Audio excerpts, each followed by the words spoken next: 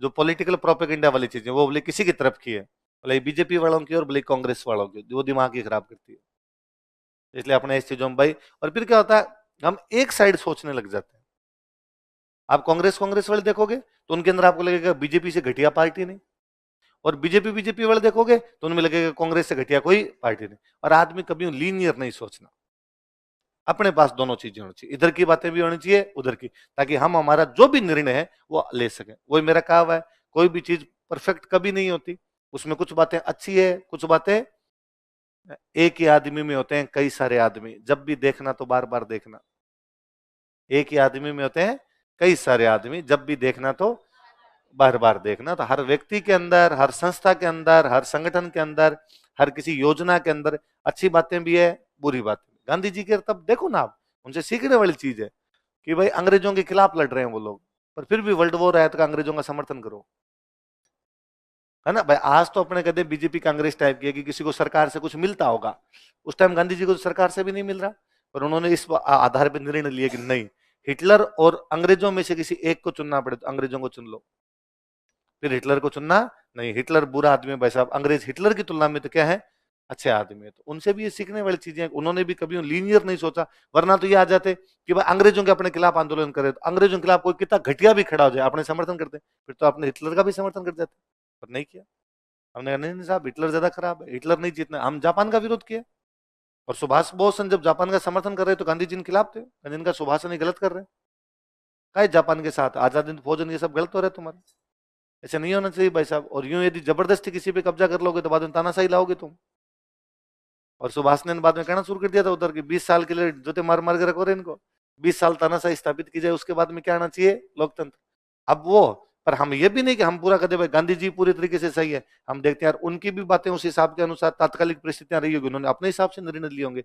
इसलिए अपने को ये पॉलिटिकल प्रोपेगेंडा वाली चीजें तो कभी देखनी नहीं, देखनी तो अपने दोनों साइड वाले देखनी, दोनों के मजे लेना है ना। राजनीतिक पार्टियों वाली बातों में तो मजे ही है, और क्या है, वो इनको गलियां निकाला हो लगे रहो तुम, इधर से लगा रहो तुम, इधर से लगे रहो, आपने क्यों लोड लेना ना।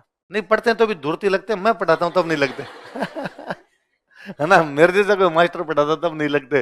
बाकी किताबों में तो अपने धुरती लिखे हुए हैं पूरी तरीके से, पर अपने को लगता है कि नहीं यार, जब देखो किसी का भी राज रहो, वो कुछ अच्छी बातें होती है, कुछ बुरी बातें होती है।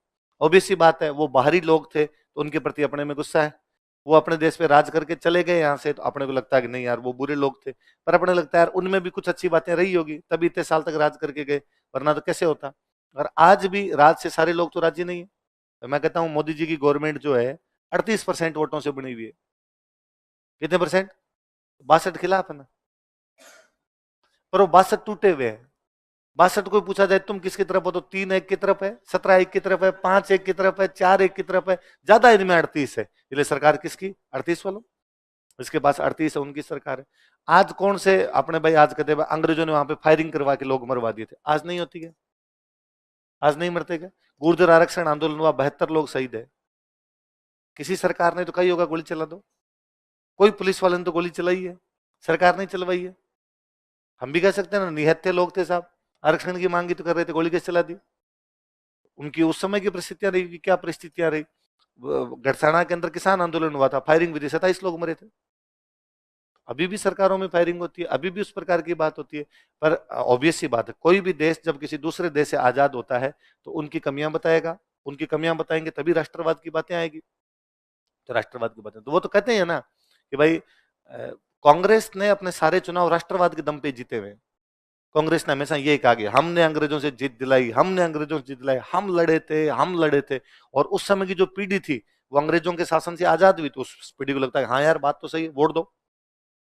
अपने वाली पीढ़ी को पता ही नहीं अंग्रेज कैसे थे, इसलिए अपने में वो फील नहीं आता कि हमने अंग्रेजों से जीत दिलाई। अच्छा दिलाई थी क्या, चलो वेरी गुड, शाबाश, अच्छा काम किया आपने, बहुत अच्छा काम किया है। और बीजेपी वालों ने गियर चेंज कर दिया, इनका भाई और बहनों पाकिस्तान को बता देंगे। पाकिस्तान दिखता है अपने को, अपने को लगता है राष्ट्रवादी है, इसलिए कांग्रेस कहती है भाजपा राष्ट्रवाद करती है। आपने इतने साल तक यही किया था, इन्होंने गियर चेंज कर लिया, इन्होंने अब दुश्मन दूसरा निकाल लिया। आपने अंग्रेजों को रखा, जो पीढ़ियां समझ रही थी वो समझ रही थी, हो सकता है 2 पीढ़ी बाद में पाकिस्तान एकदम गरीबड़ा सा मर जाए, खत्म ही हो जाए एकदम, इसके 4-5 टुकड़े हो जाए, और फिर कोई पार्टी के पाकिस्तान का ये कर देंगे, तो बाद में आगे वाली पीढ़ी के हो रखा है उनका, क्या कर दोगे, नया लाहौर है कोई है, फिर कोई चाइना आएगा, कोई दूसरा आएगा, तो हर पीढ़ी के चेंज होते रहते हैं जी। तो आज कांग्रेस यदि पुराने, अब कांग्रेस अभी तक भी वैसे बातें कर देती है कि हम पूरे भारत से गरीबी हटाएंगे। आज मुझे लगता है मेरे हाथ में 6,000 का तो मोबाइल है। अब अभी भी उस प्रकार की बातें की जाए, लोगों का पहले की तुलना में तो सुधार हुआ है कहीं ना कहीं, तो आदमी को लगता है ना ना ना यार, इस प्रकार की बातें नहीं। इधर मोदी जी आके जो मोबाइल पर ये जो आप यूट्यूबर्स के नाम बताते हो, उनकी मीटिंग लेते हैं, उनको मीटिंग लेकर देंगे, भाई और बहनों अपने वीडियो बनाओ, देखे थोड़े उन्हीं की वीडियो देखने हैं। अब सुबह शाम वही वीडियो जा रहे हैं गाँव में, दूर दूर तक बैठे लोगों के पास में, तो दिमाग में हिट करते हैं। तो मैं कहता हूँ भाई, मेरे दादाजी ने पूरी जिंदगी कांग्रेस को वोट दिया, और गांव में लोग अभी तक कांग्रेस के कट्टर फैन मिलेंगे। और इंदिरा ने ये किया था, इंदिरा गांधी के नाम पर खूब यूं 2014 वाले चुनाव में मेरे दादाजी वोट देके बीजेपी को, तो मैंने उनको पूछा, शाम को फोन किया, तो मैंने कहा शाम को, और वोट दिया है आज? तो उन्होंने कहा हाँ। किसको दिया? तो उनका फूल को, गांव में फूल और हाथ वैसे ही बोलते हैं, तो फूल को दिया। मैंने कहा क्यों दिया फूल को? आप तो हमेशा हाथ को देते हैं, उल्टा कभी आपको घर वालों ने कहा भी, जैसे अपने गांव में वो चुनाव नहीं होते पंचायत समिति के, तो उनमें तो क्या होता है, अपने वैसे भाई ये तो पार्टी देख के दे, उनमें तो कैंडिडेट देख के देते हैं। कैंडिडेट अपना जानकार है तो कांग्रेस को, और कैंडिडेट अपना जानकार नहीं है तो बीजेपी को। तो उनमें कई बार दादाजी कह भी देंगे, भाई कांग्रेस वाला कैंडिडेट अपना जानकार नहीं है, बीजेपी वाला अपना जानकार है, अपना धर्मेला किया, वह इनको दे दो, कि नहीं होगा तुम्हारा धर्मेला, मैं तो वोट किसको दूंगा, हाथ को दूंगा, तो उनके हाथ को दूंगा। मैं जब उसमें तो आप इतनी कट्टरता रखते हो, कांग्रेस को देते हो, इस बार उनका नाम मोदी है ना, पाकिस्तान को बर्बाद करेगा है ना, इसलिए वोट किसको देना है अपने, तो मोदी को। तो मुझे लगा कि एक 80 प्लस एज थी उनकी, अब तो 90 के आसपास है, कि 89 के आसपास है, जब 80 प्लस का एक व्यक्ति जो पढ़े लिखे नहीं है, जो अखबार नहीं पढ़ते, जो टीवी नहीं देखते, उनको भी यदि ये लगता है ना कि मोदी जी पाकिस्तान को बर्बाद कर देंगे, तो ईवीएम हैक है, फिर ईवीएम नहीं, लोगों के दिमाग तक मोदी जी पहुंचे हुए हैं कि आपको वहां तक हिट किया है, तो फिर ये जो आप कहते हो ना साहब, सारे के सारे वोट बीजेपी कैसे पड़ गए, ऐसे है कि भाई इन्होंने कहा सुना होगा, इन्होंने कोई गांव में कोई 10 लोग कहीं बात करते होंगे तो वहां बातें सुनी होगी, अरे एयर स्ट्राइक हो गई, ये हो गया, वो हो गया, इस प्रकार की बात सुनी होगी। तो मैंने उनको वापस 2019 वाले चुनाव वापस पूछा, इस बार तो उनका फूल, और इस बार तो बर्बाद किया है, हमने सुना है मिसाइलें मार दी, उधर एयर स्ट्राइक हुई थी।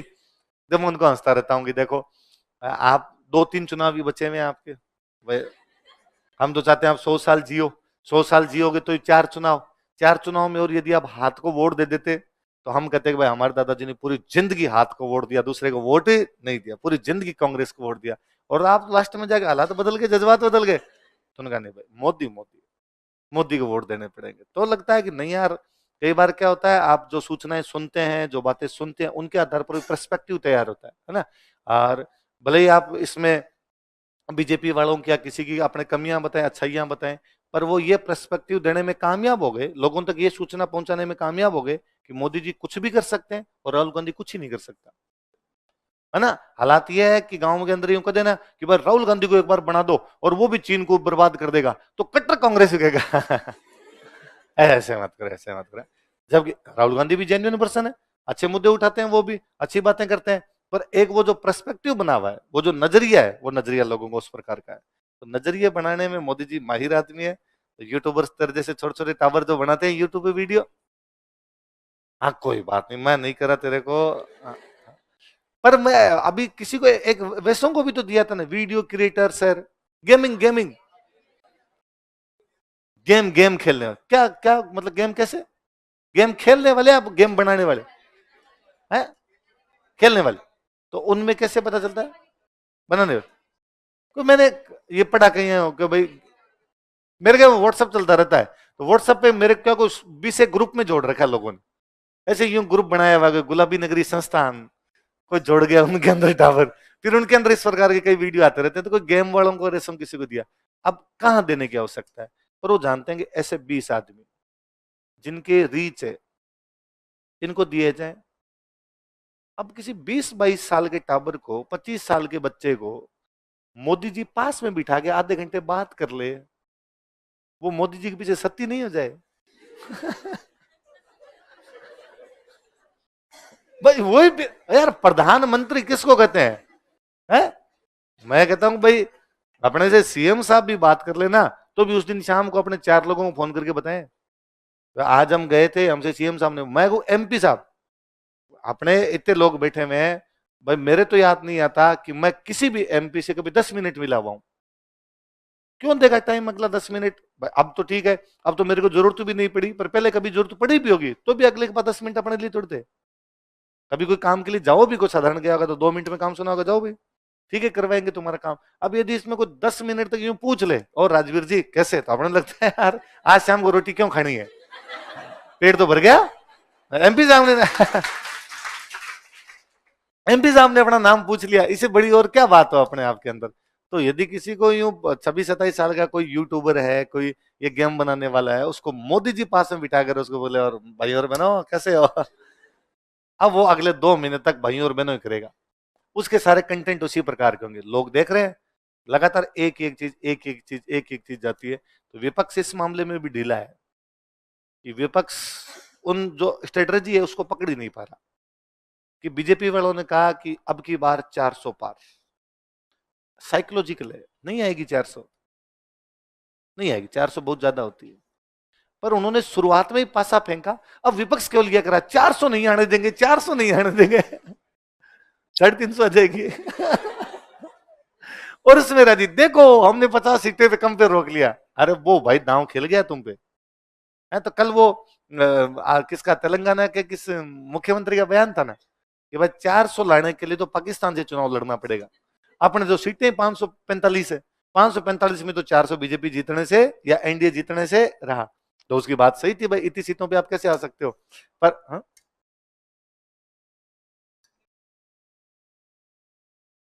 हाँ हाँ, तो कहते हैं तो युवाओं को दूसरे नाम ही नहीं पता। मैं तो कहता हूं आप बीजेपी के मोदी जी के अलावा 10 नेताओं के नाम नहीं जानते। मैं अभी, आप तो आईएएस की तैयारी करने वाले बच्चे हो, तो मेरे को बता दो 10 कैबिनेट मंत्री कौन कौन है।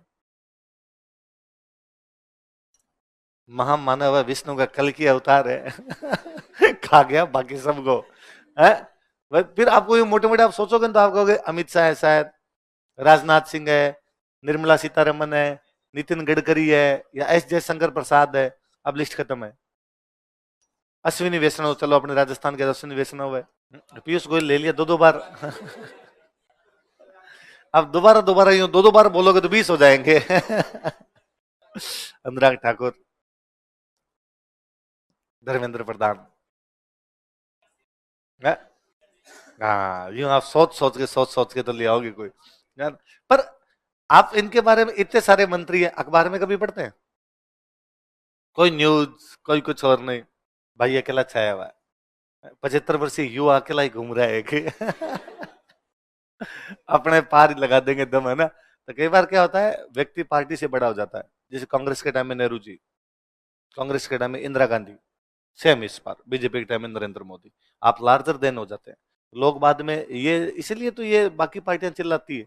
ये कहते हैं ना वन नेशन वन इलेक्शन, कि विधानसभा के चुनाव भी साथ करवाएंगे। अभी क्या होता है, विधानसभा का चुनाव है तब अपने मोदी जी को नहीं देखते, अपने अपने लोकल वालों को देखो, अपने यहाँ कौन कौन काम कर। विधानसभा के चुनाव भी साथ हुए तो लोगों के दिमाग में बीजेपी छाई हुई है, सारे राज्यों में बीजेपी आ जाएगी। तो ये बाकी पार्टियां कहती है ये अलग करवा लो, बाकी वाले अलग करवाएंगे। तो वो भी एक फर्क पड़ता है। तो है जी अलग अलग। फिर टेक्नोलॉजी, विपक्ष टेक्नोलॉजी की तरफ आ ही नहीं पाया, है ना। और इन्होंने 2014 में टेक्नोलॉजी पकड़ ली थी। ये सोशल मीडिया है और इनका पूरा फोकस उस पर है कि यूथ। कौन मुझे अभी कौन कर रहा था भाई, बीजेपी आजकल साउथ इंडिया में खूब ध्यान देती है, साउथ इंडिया के दौरे। तो इनका ये कहना है कि हम 2040 में तमिलनाडु में गवर्नमेंट बना लेंगे। कब? पर काम तो आज से ही करें। इनको पता है कि तमिलनाडु में एक भी सीट नहीं आएगी, है ना, या कोई आ भी गई तो एक आधी सीट आ जाएगी। अगले 20 साल का एजेंडा है, उस पर काम कर रहे हैं। उधर वो लगे हुए हैं कि 400 से कैसे कम पे रोक दे अपने। तो विपक्ष को सुधरना पड़ेगा भाई साहब, विपक्ष को कई नई चीजें लानी पड़ेगी, तब जाके पार पड़ेगी। लेफ्टिस्ट आइडियोलॉजी नहीं है। लेफ्टिस्ट कौन है? लेफ्टिस्ट खत्म हो गए भारत। भारत में दो आइडियोलॉजी है, सेंटर टू राइट और सेंटर। तो एक या राइट और एक सेंटर टू राइट, ये कह दो। एक तो पूरा राइटिस्ट और एक सेंटर टू राइट। तो ये कांग्रेस और ये बाकी है, ये सेंटर टू राइट है। बीजेपी रही ये पूरी राइट है। लेफ्ट खत्म हो गया भारत में, लेफ्ट नहीं है। लेफ्ट केवल भारत में यूट्यूब पर है, रवीश कुमार जैसे पत्रकार। जनता लेफ्ट को वोट नहीं दे रही। परसों हमने यही तो बात की थी, पश्चिम बंगाल में लेफ्ट खत्म, केरला में लेफ्ट आती है खाली, त्रिपुरा में लेफ्ट खत्म। धरातल पर लेफ्ट का कोई लेना देना नहीं। फिर साम्यवादी आंदोलन की कमियों में क्या पड़ा? ये तो है कि लेफ्ट अपने आप को ढाल नहीं पाया तो लेफ्ट खत्म हो गया। अब भारत में वही है, जो या तो प्योर राइट है या सेंटर टू राइट है। या तो ये है जो ये कह रहा है कि नहीं राम मंदिर ही सबसे अच्छा है, राम मंदिर से अच्छा कुछ भी नहीं है। या दूसरे वो जो कहते हैं हाँ राम मंदिर भी ठीक है पर बाकी बात भी करो। ये कोई नहीं करा, खराब है। लेफ्ट होता तो वो बात कहता। अब धीरे धीरे सबको समझ में आएगी ना ये बात नहीं कहनी, नाम ही नहीं लेना अपने। ऐसा जनता की भावनाएं पूरी तरीके से चेंज हो रखी है, तो या तो थोड़ा थोड़ा सा इधर घूमते रहो या पूरे राइट के अंदर चले जाओ। लेफ्ट खत्म है बाहर से।